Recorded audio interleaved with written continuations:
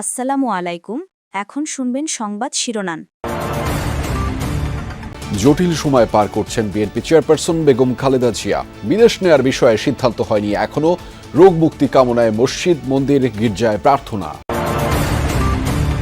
গণতন্ত্রে উত্তরণের সময় খালেদা জিয়া এক অনিবার্য নাম বলছেন বিশ্লেষকরা। তারেক রহমান ফিরতে চাইলে একদিনে ইস্যু হবে ট্রাভেল পাস। বিডিআর হত্যাকাণ্ডের পরিকল্পনাকারী হাসিনা, মঈনুদ্দিন সহ ৫৮ জন দলগতভাবে জড়িত আওয়ামী লীগ। তদন্ত কমিশনের রিপোর্ট দাখিল। খুলনায় আদালতের প্রধান ফটকের সামনে গুলি করে কুপিয়ে দুজনকে হত্যা। ফিরছিলেন অস্ত্র মামলার হাজিরা দিয়ে। দুর্বৃত্তদের খুঁজছে পুলিশ। গণভোটের জন্য কেন্দ্র নয়, বাড়বে বুথের সংখ্যা, জানালো ইসি। কালো টাকা ও অস্ত্রের ব্যবহার বন্ধে কঠোর হওয়ার পরামর্শ বিশিষ্টজনদের। আসসালামু আলাইকুম। এতক্ষণ দেখছিলেন সংবাদ শিরোনাম, এখন দেখবেন বিস্তারিত। সুখবর নেই বিএনপি চেয়ারপারসন বেগম খালেদা জিয়ার শারীরিক পরিস্থিতির। আগের মতোই জটিল সময় পার করছেন সাবেক প্রধানমন্ত্রী। তবে গত ২৪ ঘণ্টায় শারীরিক পরিস্থিতির নতুন করে আর অবনতিও হয়নি। বিদেশে নেয়ার বিষয়েও কোনো সিদ্ধান্ত হয়নি এখনও। সংবাদ সম্মেলনে এসব তথ্য জানিয়েছেন বিএনপির সিনিয়র যুগ্ম মহাসচিব রুহুল কবির রিজভী। এদিকে নিষেধ সত্ত্বেও আজও হাসপাতালের সামনে ভিড় করেছেন বিএনপির নেতাকর্মী ও সাধারণ মানুষ। দীর্ঘদিন ধরে liver cirrhosis, kidney, heart, diabetes সহ নানা শারীরিক অসুস্থতায় ভুগছেন বিএনপি চেয়ারপারসন খালেদা জিয়া। তার সাথে যোগ হয়েছে নিউমোনিয়া। এই জটিল পরিস্থিতিতে রাজধানীর এভার কেয়ার হাসপাতালে নিবিড় পর্যবেক্ষণে ৩ বারের এই প্রধানমন্ত্রী। শনিবার রাতে ব্রিফিংয়ের পর দিনভর খালেদা জিয়ার স্বাস্থ্যগত কোনো তথ্য জানাননি চিকিৎসকরা। তবে নয়াপল্টনে সংবাদ সম্মেলন হয়েছে। সেখানে রিজভী আহমেদ জানিয়েছেন খালেদা জিয়ার শারীরিক পরিস্থিতি অপরিবর্তিত। তার বিদেশ যাওয়ার ব্যাপারে তার মেডিকেল বোর্ড এখনও কোনো পরামর্শ দেননি। সেখানে চিকিৎসকরা তো কর্তব্যরত আছেনই। তার চিকিৎসকদের কাছ থেকেই আমি শুনেছি যে অবনতিশীল হয়নি, কিন্তু তাই বলে যে খুব একটা উন্নতি হয়েছে এরকমও আমরা খবর পাইনি। মানে তার শারীরিক অবস্থা অপরিবর্তিত রয়েছে। আবারও লোকজনকে হাসপাতালের সামনে অহেতুক ভিড় না করার আহ্বান জানান রিজভী আহমেদ। ভিড় করার কারণে হাসপাতালের স্বাভাবিক কার্যক্রমে অনেক বাধা তৈরি হচ্ছে। কারাগারে অপচিকিৎসাই বেগম খালেদা জিয়ার অসুস্থতার কারণ, এমন অভিযোগ করেছেন বিএনপি নেতা মির্জা আব্বাস। বাদাসুর নয়াপল্টনে বিএনপির কেন্দ্রীয় কার্যালয়ে দোয়া মাহফিলে তিনি এই অভিযোগ করেছেন। আরেক নেতা গয়েশ্বরচন্দ্র রায় বলেছেন, খালেদা জিয়া সুস্থ না হলে বিরাট সংকটের মুখোমুখি হবে বাংলাদেশ। বিকেলে গুলশান সোসাইটি জামে মসজিদে রিজভী আহমেদ বলেছেন, কোনো পরিস্থিতিতেই আপোষ করেননি খালেদা জিয়া। তাই আজ দল মত নির্বিশেষে সর্বত্রই তার জনপ্রিয়তা। বিএনপি চেয়ারপারসন বেগম খালেদা জিয়ার রোগ মুক্তির কামনায় কদিন ধরেই দোয়া অনুষ্ঠানের আয়োজন হচ্ছে। রোববারও রাজধানীর বিভিন্ন স্থানে দোয়ার আয়োজন করে বিএনপি।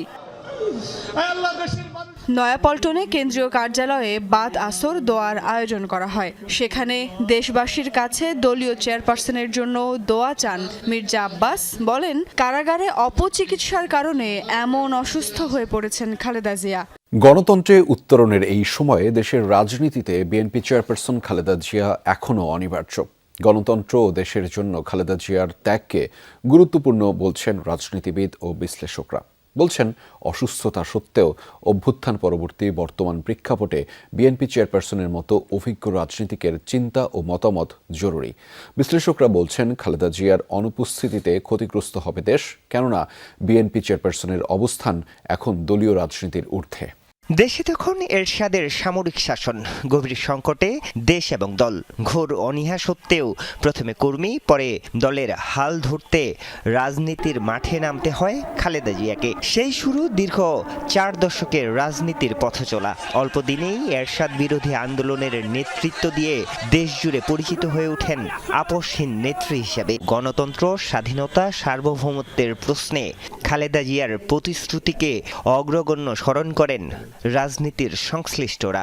খালেদা জিয়ার দীর্ঘ পথ চলায় রাজনীতি থেকে তাকে মাইনাসের চেষ্টাও হয়েছিল, কিন্তু তুমুল জনপ্রিয়তার কারণে সে চেষ্টা সফল হয়নি। বিএনপি চেয়ারপারসনের অনুপস্থিতিতে বর্তমান বাস্তবতায় দেশ আবারও সংকটে পড়ার ঝুঁকিতে বলে মনে করেন বিশ্লেষকরা বলছেন, অসুস্থতা কিংবা রাজনীতির মাঠে অনুপস্থিতি সত্ত্বেও খালেদা জিয়া এখনও বিএনপির লাখ লাখ কর্মীর অনুপ্রেরণা। পলাতক প্রধানমন্ত্রী শেখ হাসিনা, সাবেক সেনাপ্রধান মঈন ইউ আহমেদ সহ 58 জনের পরিকল্পনায় সংঘটিত হয়েছে বহুল আলোচিত বিডিআর হত্যাকাণ্ড।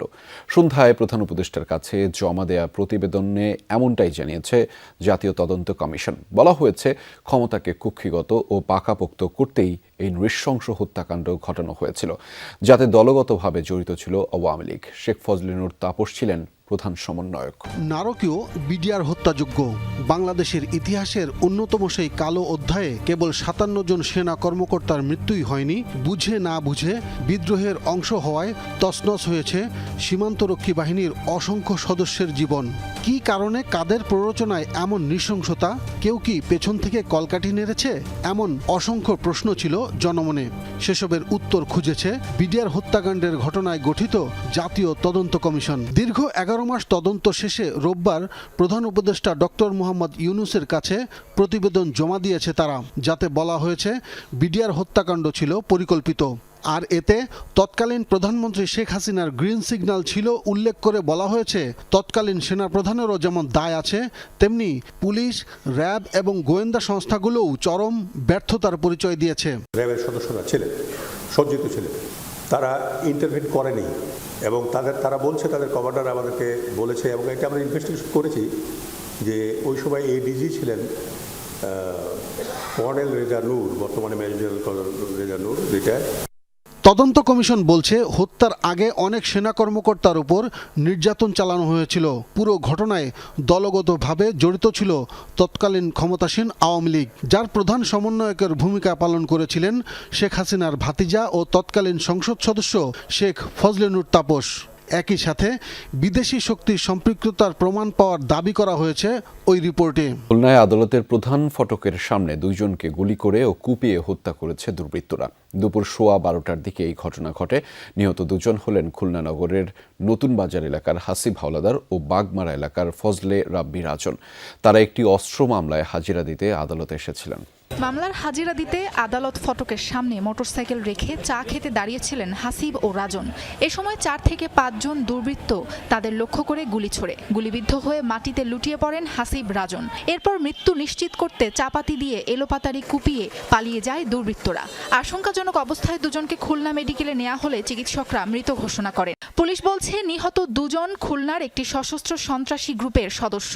গত 28 মার্চ রাতে 4টি অস্ত্রসহ 10 জনকে গ্রেফতার করে সোনাডাঙ্গা থানা পুলিশ। এই 10 জনের মধ্যে 2 জন হাসিব ও রাজন। সম্প্রতি উচ্চ আদালত থেকে জামিন নিয়ে নিম্ন আদালতে হাজিরা দিতে এসেছিলেন তারা।